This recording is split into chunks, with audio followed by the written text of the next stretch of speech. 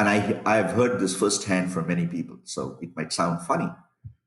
Uh, these are the 2025 who have been used to living on their own, living an independent life. They've gone back home to another generation, which they respect as parents and whatever. But joint family homes are not something they like to be in. So, from panic to compulsion, they are now looking at options of getting back to where they left their life in the cities they worked in. And largely, there is a trickle. It's green shoots, early days to talk about it, but they would rather work from home in the city where they think they belong, where their life is, where their friends are, where their communities are, where they can do what they wish to do, whether it is in leisure or pursuing their hobbies, etc., rather than from home. There are some fundamental issues about India which is relevant. Uh, Connectivity, net connectivity, Wi-Fi's are in the hands of everybody. Almost a billion phones in the hands of people, smartphones at that. But that's good for you to browse. That's good for you to get into LinkedIn and WhatsApp. They're not good enough. The bandwidth and the speeds are not good enough. Companies don't believe there is adequate security around those wraps. So you guys already know I love bringing on operators from around the world, covering every continent. If there's any in Antarctica, let me know. So this week we've got somebody on from India. It's been a while since we brought somebody on from that country, and everybody knows the massive growth they're having. So this week, Ravi came on. He's also known as KSR. He kickstarted the next generation community living concept in India back in 2006. So there's a lack of innovation in this category beyond YWCA and the paying guest, the PG model. So he co-created Woodstock Ambience, India's first purpose-built co-living company back in 2006. And he also has about 25 years of background in re-energizing large legacy businesses, leading big brands, and setting up new age tech startups. He is very passionate about young people who believes they are the engine of life in any society, which I love that term. I think that's great to say that. He is also extremely passionate about co-living and building community, and he's pioneered many firsts. And this model, which we talk about in detail, this co-living model was actually B2B. So it was co-living as an HR-led benefits program for employees in the IT sectors.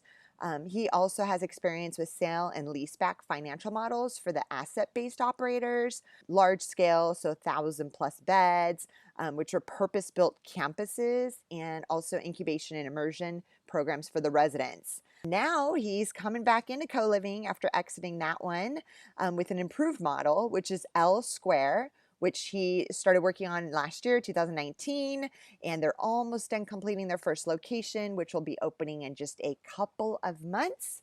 So welcome to the show this week, Ravi with LSQR.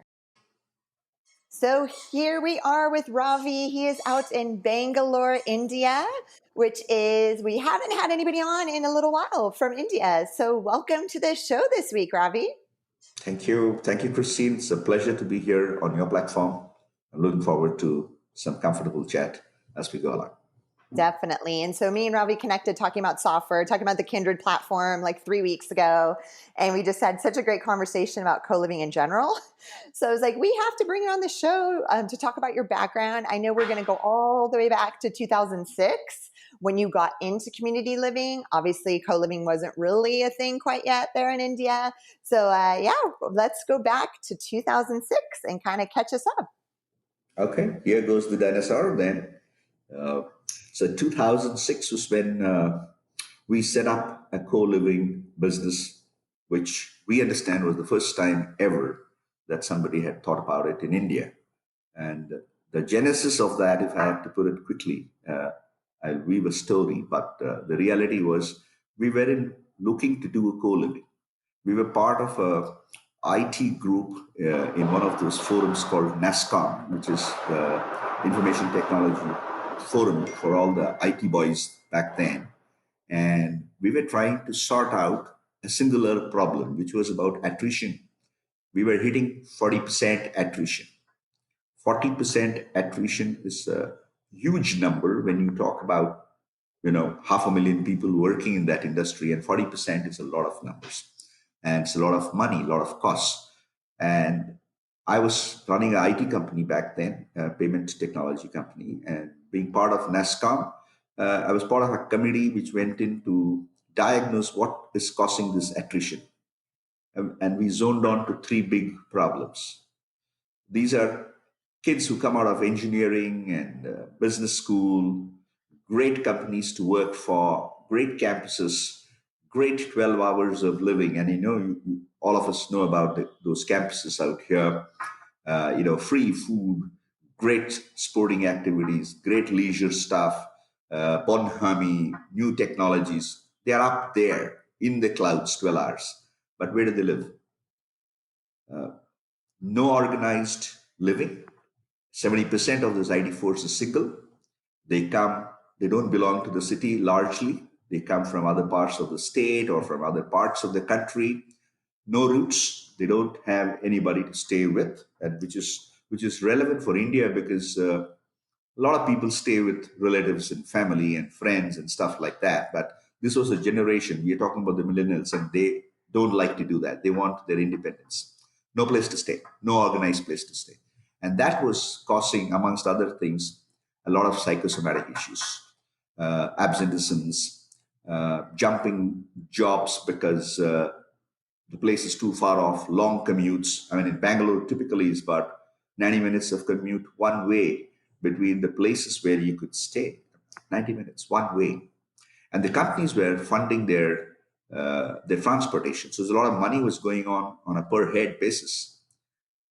The average tick box that we saw was they were losing $10 an hour on productivity. That's a lot per day. Per day. That's a lot of money on a desk which is supposed to be about $80 to $100 productive. So you're losing 10% of the top line and just clearly all going down to the bottom. So it was this kind of a thing that led us to understand that here are the three problems, and if we could fix them, this industry could go places from where they were. One was cut out this 90 minutes and bring it down to 10, 15 minutes.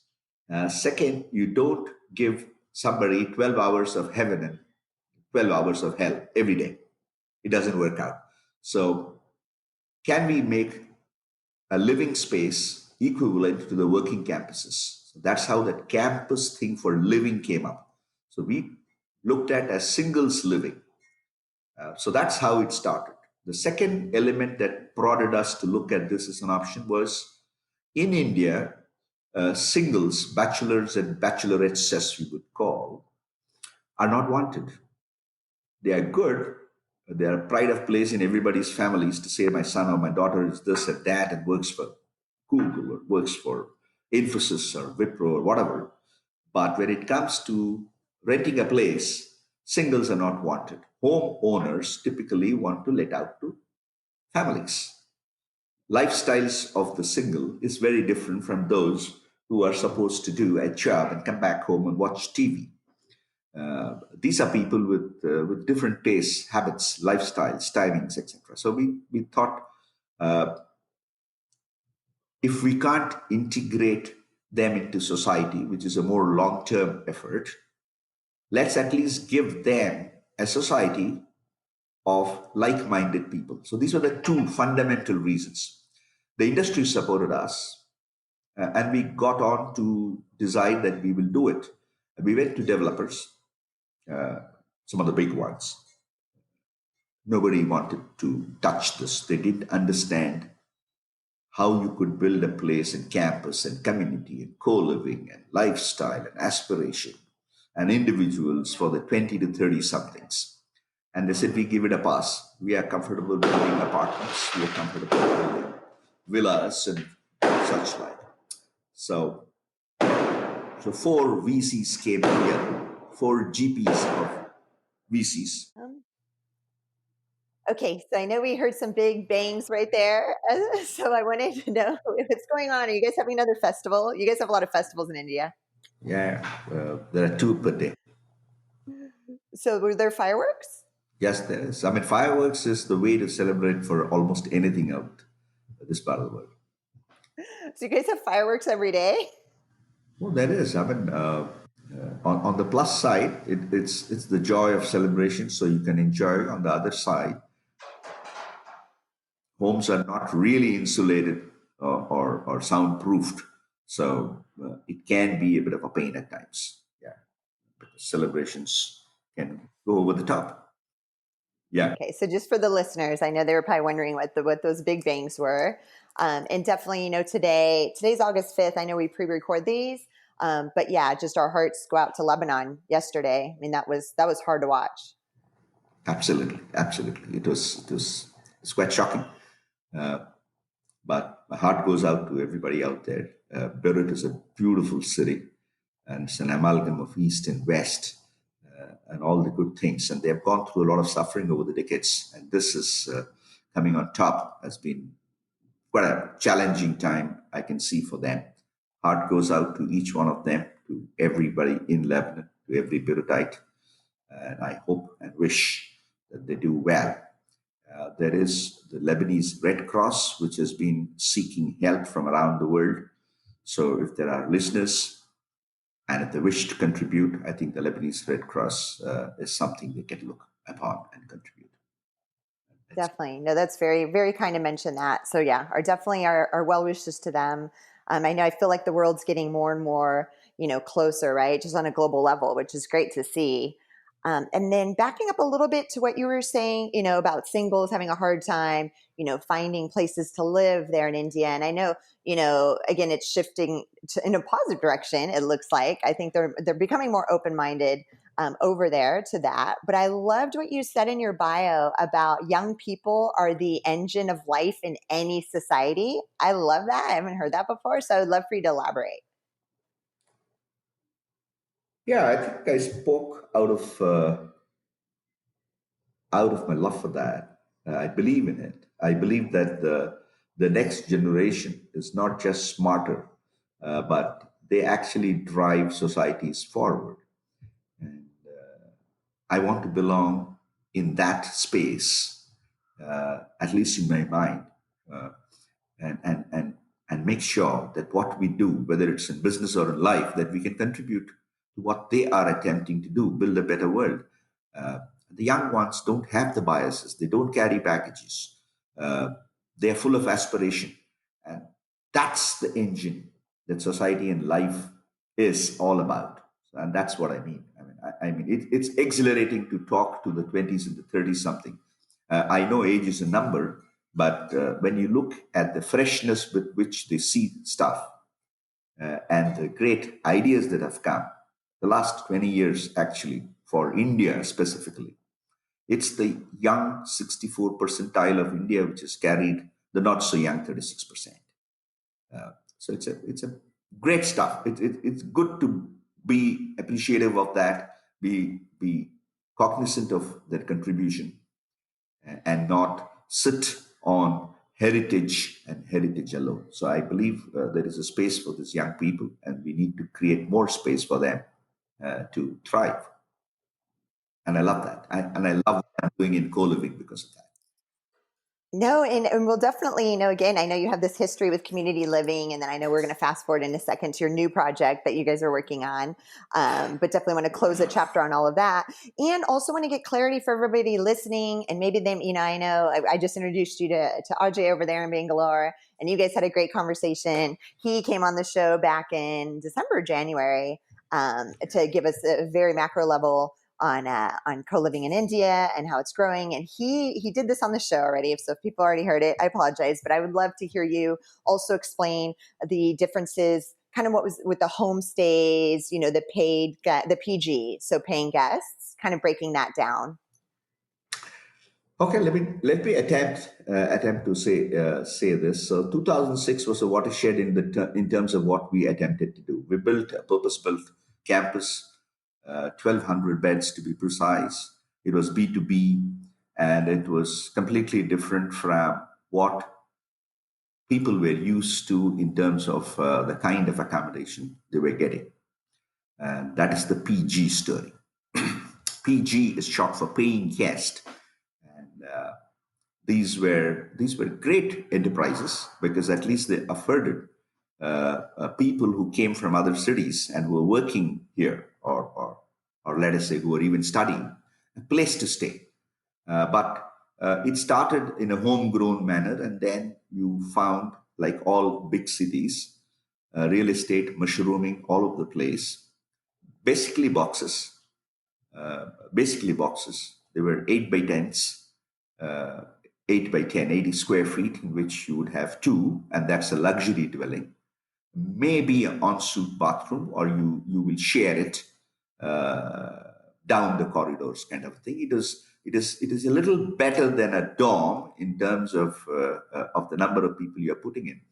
But if you have to sum it up, you are inhaling somebody's exhaled air. So that is the kind of space it was. Absolutely rudimentary. It's a place you can go crash into, and something like the boarding houses of the 1800s, if you know what I mean. So basics, uh, and that therein went this dichotomy I talked about of people working in great places and living in hellholes. And we did 70 hours of video of some of these places across three cities in India. And I shouldn't say this, but two of the Blackstone people who watched those videos, I couldn't take it. So it was that rudimentary, that early, and that primitive, so to say. And we really have. I agree with you. I mean, we have come a long way since then. Today, co-living in India is a fairly matured, understandable option. And it's the first choice for many of the youngsters who come into the job market, or the digital nomads, if you might say, the freelancers. And the last 10 years, it's opened up so many things for so many people to do beyond getting onto a job. The entire entrepreneurial engine, I would say, has a co-living bearing on it. It's given people an opportunity to do what they want to do because they had a place to do whatever what they want to do. So, am I making sense?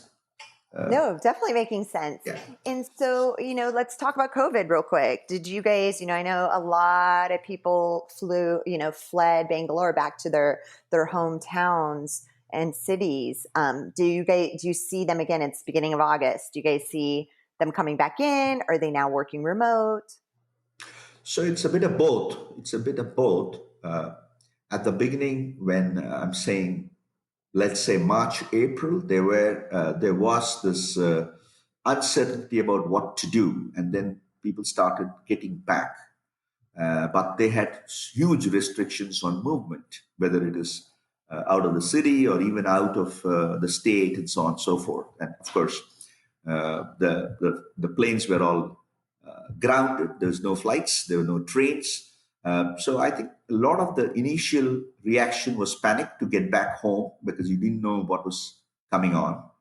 But I think by end of May, with the limited mobility, and in June, there has been a movement of people back to their homes. It's not so much urban rural migration. That's applicable in different areas. But if we look at the users of various co-living options, there has been a movement back into their homes, and that's largely driven by a couple of facts. I think many of their companies have worked out a work from home policy. They have given them some infrastructure, and there is a process by which people could start working from home. That's one thing. It took 3 months for it to mature, but that's where we are. That's one reason why people have gone back. Second, obviously, there has been job cuts, there has been pay cuts. People have had to be furloughed. There are people who have taken 25, 30, 40% cuts. It made sense for them, if they had a home to go back to get there as quickly as they could and manage their lives till they get the second breath to put life in order. So it's been a kind of multi-dimensional reason. 3 months down the road, I think, and I have heard this firsthand from many people, so it might sound funny. These are the 2025 who have been used to living on their own, living an independent life. They've gone back home to another generation, which they respect as parents and whatever. but joint family homes are not something they like to be in. So, from panic to compulsion, they are now looking at options of getting back to where they left their life in the cities they worked in. And largely, there is a trickle. It's green shoots, early days to talk about it, but they would rather work from home in the city where they think they belong, where their life is, where their friends are, where their communities are, where they can do what they wish to do, whether it is in leisure or pursuing their hobbies, etc., rather than from home. There are some fundamental issues about India which is relevant. Uh, Connectivity, net connectivity, Wi-Fi's are in the hands of everybody. Almost a billion phones in the hands of people, smartphones at that. But that's good for you to browse. That's good for you to get into LinkedIn and WhatsApp. They're not good enough. The bandwidth and the speeds are not good enough. Companies don't believe there is adequate security around those apps. So, so there is an element of trickle happening. Long-winded answer to a very short, crispy question. Christine, bear with me. No, no, Ravi, that was perfect. And no, you're right. Once, and I had heard that too. Yeah, Wi-Fi speeds are great in the city, but once you go further out, then they're not as great quite yet. So I think that made a difference too, especially those working in tech remotely. So that, yeah, that makes perfect sense. And I wanted to also, I think the B2B model was super, super smart on your part. Going after the companies and then finding the housing for the companies, making it convenient for people commuting, an hour and a half to 2 hours in, which is crazy. That cannot be productive at all. So then I know you built that up and then you guys exited that. What year was that? And then who ended up taking it over? So we last quarter of 2013 is when we exited, and so 2014 onwards, uh, co-lived with us in 2014 for sure, for sure. But from 2015 until 2018, I think for 3 years we were doing something else. Me and all the other co-founders of Woodstock Ambience, which was our first venture. We didn't do co-living, but somewhere along the line, it's like you can take me out of co-living, but co-living cannot go out of me, kind of stuff. So it was always in the back of the mind that we have left a job unfinished. 2019, we came back to decide and say, here we go, version two, and we put our heads down to it. 2020, we thought second half of the year is when we uh, opened the doors for our first campus or center or whatever we call it. A completely different model. I don't know whether it's relevant to talk about it now, but yes, 2007 we opened doors of the first venture. 2013 we exited, and I heard quite a lot of people who run Woodstock today. They have not yet brought down our website. So I kept asking them, why are you keeping Woodstock still on? That's version one, dinosaur. Uh, but now it seems to be working. And we did some stuff which is very fondly talked about. Ajay put me on to an association that is a very new association that's there in India. It's called the Rental Housing Association of India. It's as of now just a WhatsApp group. But I got calls from four of those members saying, KSR, that is, I'm reduced to my initials nowadays. Nobody wants to speak to you with your full name. So it's all acronyms. So they called up to say, look, you know what we are planning to do? We want to do a Woodstock. That's our life's ambition. That's a good thing to hear, but not a good thing to do because 2007 and 2013 are over. 2020 is post-COVID era. Uh, the world is different, and we better recognize that. The people who are going to use our facilities are going to need different stuff. We need to recognize that. And those who are in this journey will need to pivot, and that's going to have its own challenges. So we thought this is the right time to go in. I don't carry the baggage beyond nostalgia. And as long as I can keep nostalgia in the cupboard and do what's the right thing for now and tomorrow, we are in business. And that is our new company, L-Square Hospitality Technologies. Completely different model from Woodstock. And then with Woodstock, which groups ended up purchasing it? I think you said Goldman Sachs was involved in some capacity too. Correct. So you had we exited in favor of education and healthcare group. They are very large in the southern part of India. Of course, they have footprints in the Caribbean, in Malaysia, etc. It's called the Manipal Group. Manipal Group. So Manipal had an infrastructure company which bought us out, and they in turn exited in favor of a joint venture company called Good Host Spaces, which is owned by Goldman Sachs and India's largest mortgage company, HDFC, Housing Development Finance Corporation. So they own that. So that is where the Goldman Sachs connection is today, with what was earlier called Stock. Nice. What a great story. No, that's great. And then, so like you said, you could leave co-living, but co-living can't leave you. So tell us more about you started Elsewhere. You guys started it last year, 2018. Like how many beds up and running? I know COVID kind of slowed a little bit of the future growth down. How many coming up in the pipeline? Let me put this straight. So we set up this company in 2019, and we were planning to open up June 2020. We have not opened our doors. So we are into August, and we believe by October is when we open doors. So we are not yet operational. We have about 5 centers to open, all in Bangalore today. And when we open all of them up, we should be at about 1,000 to 1,400 beds.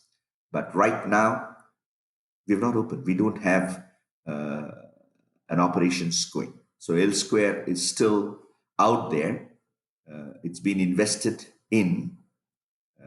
The centers are there, but they are awaiting the guests to come in and check it. So I would say my community, my tenants or my residents are still not in. So that's where we are. That's where we are. Got it, got it, got it. And then I know one of your co-founders has an investment banking background. Did you guys take any outside capital into the company yet? Uh, Not yet. I mean, it's of course there is capital from outside, but that is one of the co-founders is also a co-investor, one of our early stage co-investor along with us, and he has a very large real estate brand, residential real estate brand in India and across a couple of cities. So he brings with him the wealth of inventory and a deep interest in co-living. This is something that he had wanted to do. He had actually journeyed to set up his own company, and I met him in that connection because one of the things with gray hair is people don't think that you would want to do anything yourself, and therefore you would rather consult for others. It started as a journey like that, and we ended up that I started this company, and he's opted to come on board. Yes. So to answer your question on that, there is a certain amount of early stage capital which is coming. Very, that's a very small start. I think the serious capital is about a couple of quarters away at least. I would say it's between 3 to 4 quarters away. And then I know the scale is incredible over there, and it'll always make people kind of laugh in the other parts of the world, especially in the States, where like a large one is like 400 units right now. Or maybe, I think there's one that's 1,400 units in the States total occupied. So let's talk about your guys' scale again. So out the gate, you guys are already talking like 1,000 to 1,200 units, beds. What's the 5-year projection on bed count? Wow. Okay, I think we should do nothing less than 25,000 beds by the time we hit that. But these numbers don't mean anything at all. We are talking about a market where there is a current existing 8 million bed shortage. And this is not fancy numbers or, you just have to see the number of people employed in about five or six sectors who fit the age, the income, and the need profile. And that is a huge number. That's in excess of 11 million. And if you were to top it up with students' housing, the numbers are very, very different. Very, very different. So when I say 1,000 beds, in an Indian context, I shouldn't be talking about it. Anything less than 5,000 beds, you're still not serious in the business. I've So, heard that before. I've yeah. heard that before. Oh my gosh. No, no, no. And you're right. You're right with the 8 million. I've mentioned that on a previous show. I mean, an 8 million bed shortage. So it is like insane. And again, it's the people, it's all those people that are living from home, living at home still and commuting in 2 hours, which they're probably not thrilled about. And so, yeah, no, that's good that you guys are kind of tackling that major issue over there. And then my next question was like, so, you've been there, done that. That was like version 1.0. This is version 2.0. You're back in the game. What are some, I'm sure you had a lot of lessons learned. I'm sure you guys are going to innovate. What are some things that you're excited about that you guys are going to be doing new with L Square and providing for the residents? Let me take a shot at that. It might sound very rudimentary to people in certain markets, but when we started, the real estate industry was developers were not with us. There was no understanding of the product, not because they did not understand. They had kids who had gone to school in other countries, who lived in such places. India was booming. 2006 and 7, India was booming.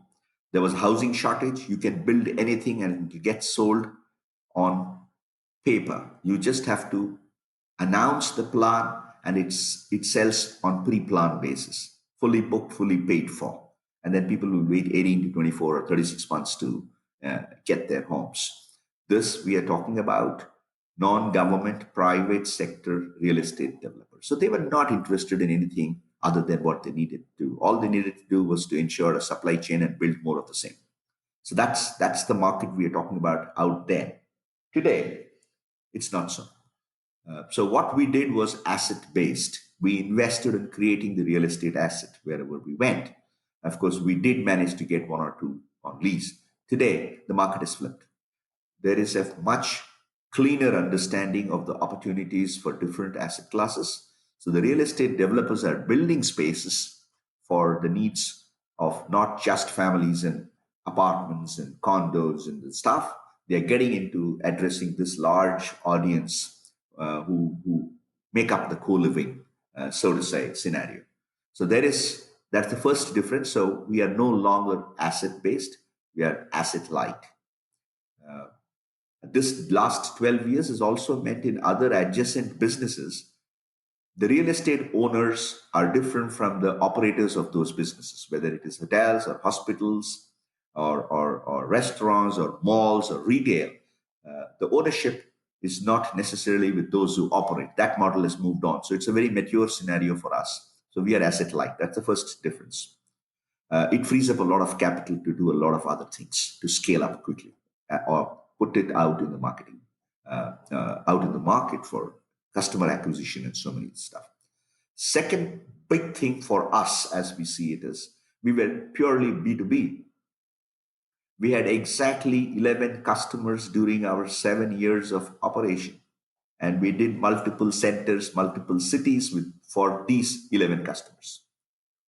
Today, the market is open. All my friends and colleagues in the co-living space have ensured that it is now a mainstream product, and therefore access is with the individual. The corporate is not involved as much at all. But there is a caveat. I think the COVID scenario has brought the corporate back into contention in small ways, but largely, therefore, it is no longer B2B, it's a B2C, it's direct to consumer. That calls for a different mindset, and the entire game changes. And that's the challenge which we thought we need to take and take quickly. So that's the big second one. I think the two, I would say the third is the advent of technology. I mean, we built our technology stack ground up, the property management system, the customer relationship staff. There's a lot of manual back and forth. There were Excel sheets and cut and paste and stuff like that that we did. Of course, we developed quite a bit of stuff which is very valid. But today, like I talked to you about, in 4 weeks we have put the technology stack together, and we are fairly confident it will take us all the way up. So that's been a big change. So that's a great one for us to know that you can do this faster. I think these are the three big ones. I love that. And then on the resident side, the guests and residents, are you guys going to be doing different common areas, events? Like again, now shifting to B2C before you guys were B2B, what kind of changes are you guys making in that capacity? Okay, so while we were B2B in terms of acquiring the resident, we always were very focused on the resident as an individual, and then take that individual into part of a community. So the events were always part of the deal. And just like you heard the firecrackers a short time ago, India celebrates almost everything. So we are never short of events at all in India. All you have to do is to organize that. And when you're talking about people who don't belong to the city, who don't get together, whether it is Christmas or Diwali or whatever you say, these kind of community events go a long way. So that is the celebratory events, so to say.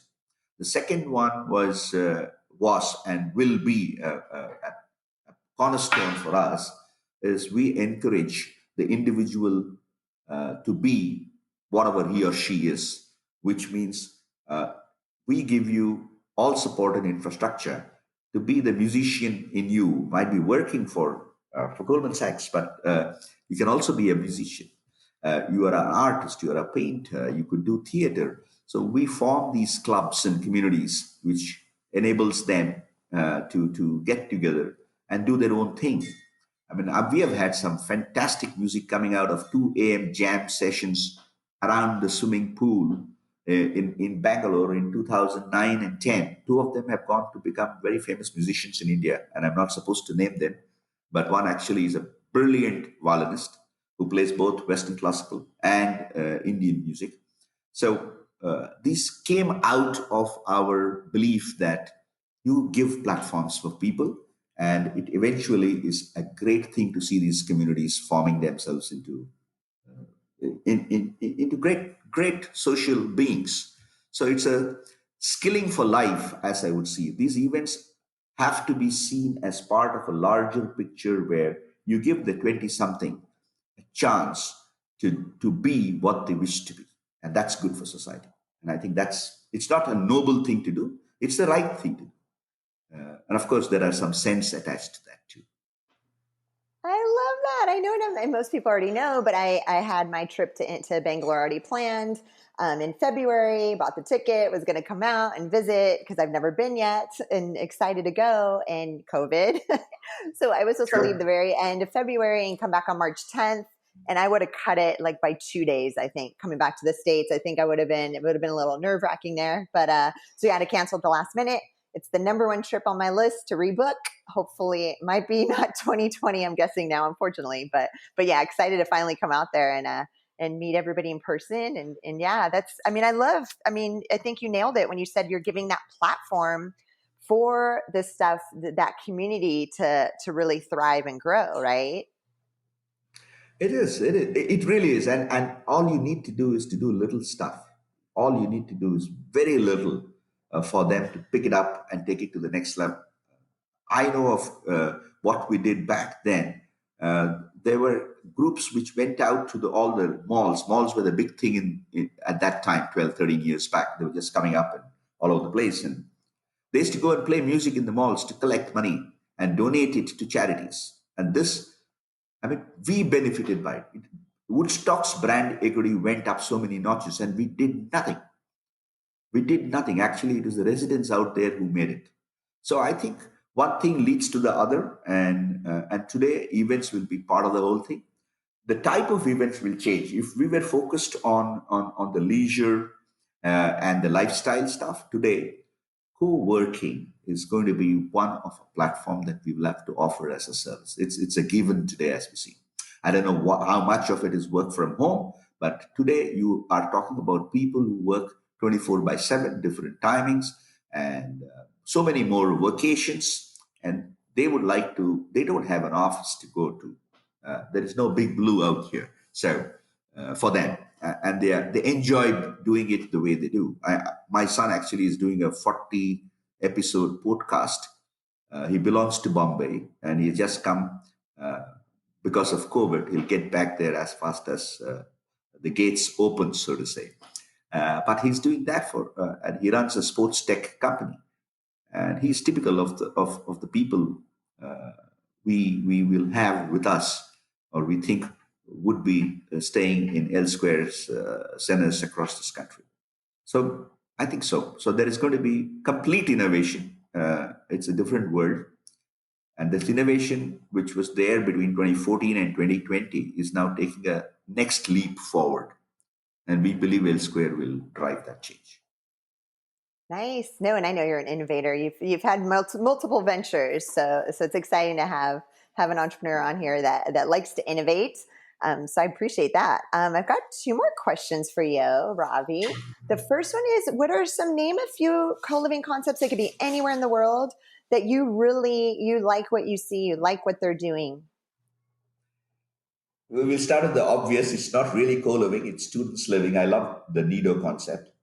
I love what they had done in London. It's in West Hampstead, if I'm not mistaken. And I went there many, many years ago. I thought it's atrociously expensive, but then when I talked to those people, and that's a 750 unit property. When I talked to them, they were full. They had a waiting list, and they were charging £240 a week those days, and people were happy to pay. And 80% of that was are people from Asia, whether it's Korea or China, Singapore, India, of course. Lots of them studying in the universities in and around London, and this was very centrally located. So that's my all-time favorite of what they did when they did that.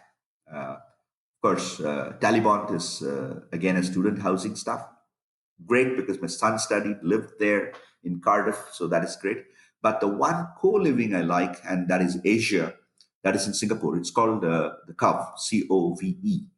Uh, Cove. They have about 17, 18. I love the simplicity of their approach.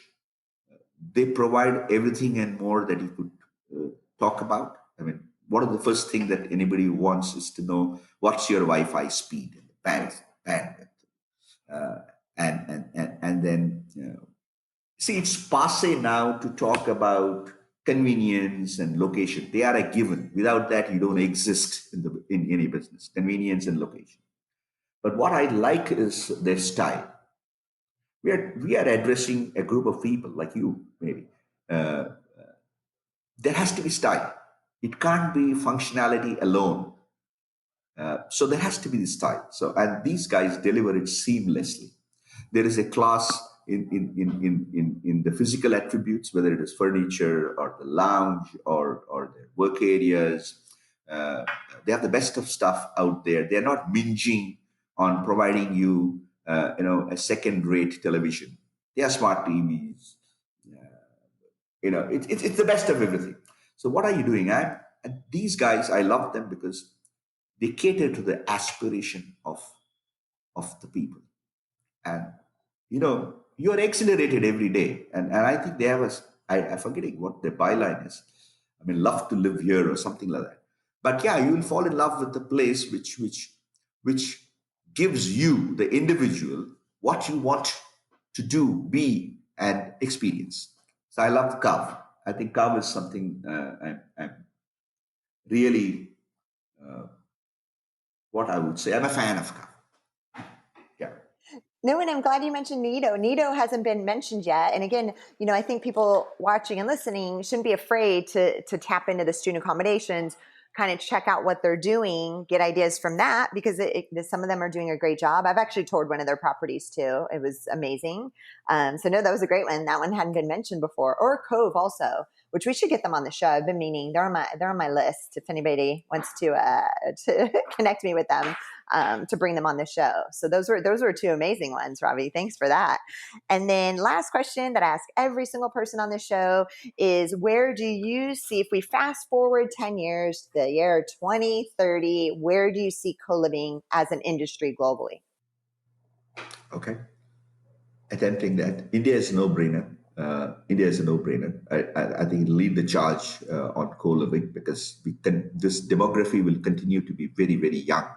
And the top urban hubs are where the jobs are going to be. And this is where people will go. But when you look at places like Bali, which is the digital nomads springboard, so to say, I think 10 years from now, almost every destination which has got the sun, sand, surf, and the sea is largely going to have people who would love to live and work there, and they are not permanent in any juncture. I think psychologically we are no longer rooted to a place. The world is an oyster, as I call it. You can go. I mean, last year, me and my wife, we just went across and rented a, a, a a loft in Manhattan because we wanted to spend 1 month out there just experiencing Manhattan. That's it. Maybe Brooklyn was the farthest we went. Uh, so I don't think we are exceptions. So people are going to move out of their steady life or stay life experience. There is a thrill to being in different cities. There is a human nature to explore other cultures. So co-living is going to be firmly in the middle of it. I think it's going to be one of the largest asset class, if I see it from a real estate or from a developer's point of view and from a business point of view. And I think co-living will be, to my mind, many things. It just won't be what we call campuses. You already have an example. India could be campus oriented because the societal integration is a slower process. But otherwise, co-living is all about managed residences for the young people to live and work and play the way they wish to. So if you broaden that concept, I think that's where co-living is going to be. It's a very, very bright future, I see. Love that. And I'm so excited to listen to all these interviews in the year 2030 and see everybody's answers again and how true they become. Because I believe it too. Everything you just said. So, uh, mhm. Yes, and I think you're going to be right there in the middle of it, Christine. Uh, Well, thank you. I don't know whether I'm going to be there or not, but LSQR is definitely going to be there, and you are going to be there. So I think it's going to be a pretty exciting journey all the way up to 2030. But I think the milestones are being set. 2025 itself will tell us a lot of what 2030 is going to look like. Yeah. No, yeah, I agree. Definitely. And yes, and as promised, I will definitely get, I know before we hit record, we talked about, I'm going to give you get my book over to you. Only fair trade for this interview, right? Thank you. Yes. Uh, Fair trade, yeah, of course. Fair trade is when you send me your signed sheet and I put it up as an autographed book. I know, you're so funny. Yeah, you're like, just sign it and then email me the picture of the Yeah, yeah. signature and you'll stick in the book. That's amazing. You're so You know, funny. I love it. no, I've been doing this the whole of the last 3 weeks because you are one of the authors I'm meeting. I met four other writers, and this is essentially what I did. They live in different cities.